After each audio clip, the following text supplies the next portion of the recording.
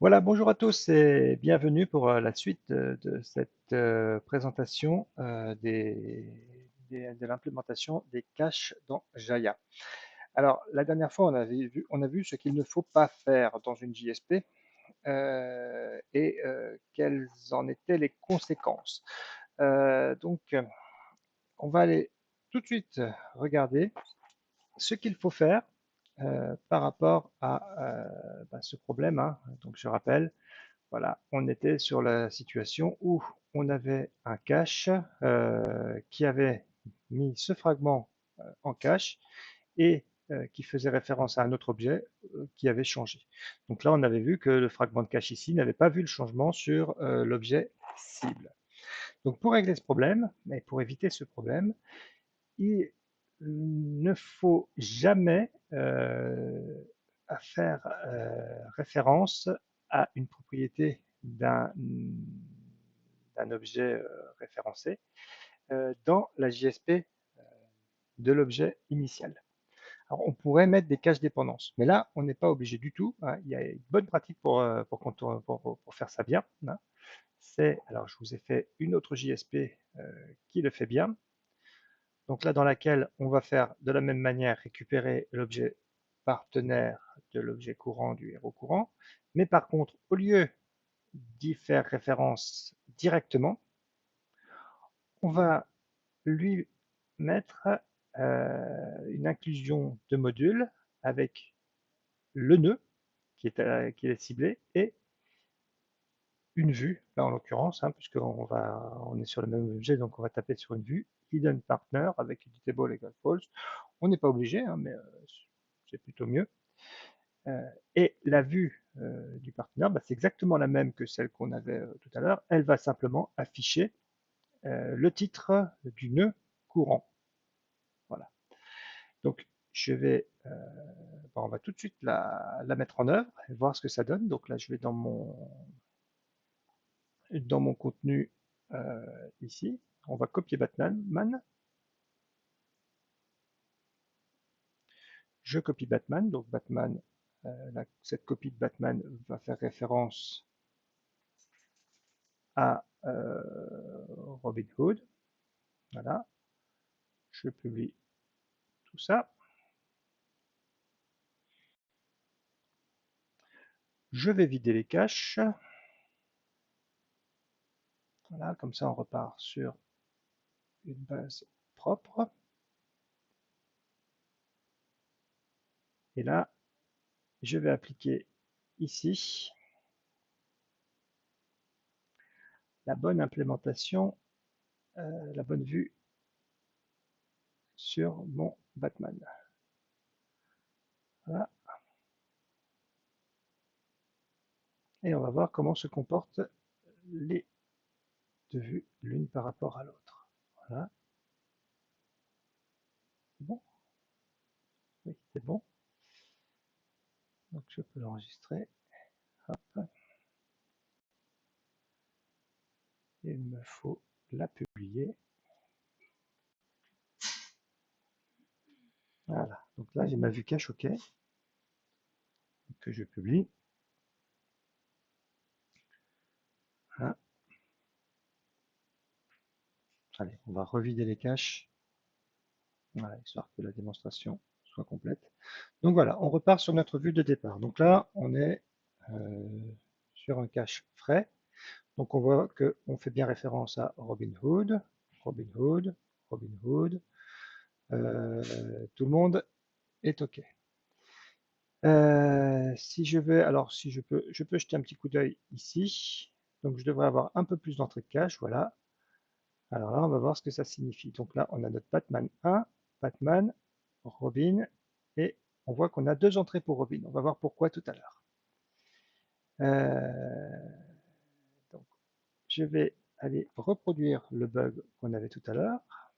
Je l'édite, notre Robin, et on va remplacer son nom. C'est plus Robin, c'est Catwoman par exemple.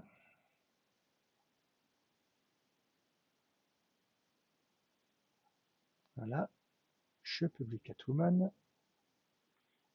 Alors, c'est simplement l'objet partenaire que j'ai changé de nom.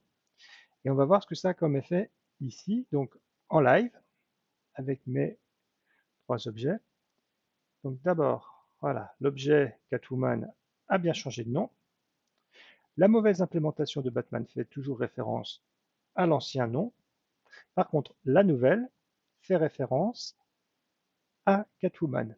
Donc on va aller voir pourquoi dans les clés de cache. Si je rafraîchis ici, je vais voir qu'on a une entrée de cache pour notre ancien objet Batman qui a une vue default. Ok. Donc, si je vais voir cette entrée-là, je vois effectivement qu'on est bien sur notre ancienne vue. Par contre, on a un nouvel objet Batman, Batman 1, qui est sur la vue cache OK. Et qui là, si je regarde, on va voir qu'il a Batman et que ici, il n'affiche rien. Parce que cette partie-là a été déléguée à une autre entrée de cache. Autre entrée de cache qui se trouve donc dans la vue Robin, qui est Hidden Partner. Donc si je vais la voir là, je vois que mon entrée Robin, voilà, c'est ma vue partenaire et qui affiche bien Catwoman et qui celle-là sera gérée correctement par le CMS. Voilà. Donc là, la vue Area Main n'a pas forcément d'importance et cette vue-là, on n'a pas forcément besoin de s'appesantir dessus. Donc, pour faire succinct, voilà déjà une première approche de l'utilisation des clashes. Alors, on va profiter des quelques secondes qui restent pour, bah, pour aller voir une autre option qui n'est pas forcément la meilleure pratique, hein, mais on aurait pu faire autrement. On aurait pu ajouter ici, dans notre vue de base, une template Add Cache Dependency. Donc ça, c'est une possibilité. Si vous n'avez pas d'autre option, hein, si vraiment vous êtes sur un système à base de requêtes ou des choses qui ne vous permettent pas euh, d'implémenter une vue sur l'objet référencé, vous pouvez utiliser ça. Ce n'est pas forcément la bonne pratique, mais on peut, on peut travailler comme ça. Donc là, on peut mettre une dépendance de cache vers partner.node. Ça peut fonctionner. On va aller voir tout de suite ce que ça donne ici. Hein. Donc par exemple,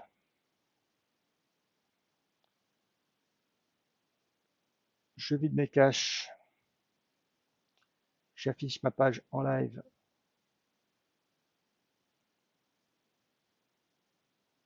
Voilà, mes caches n'ont pas été vidées. Hop. Si j'affiche ma page en live, voilà, tout est cohérent. Donc là, je vais reproduire le bug.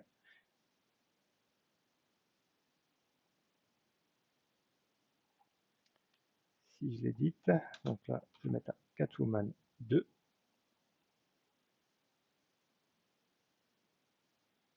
Voilà, je publie Catwoman 2.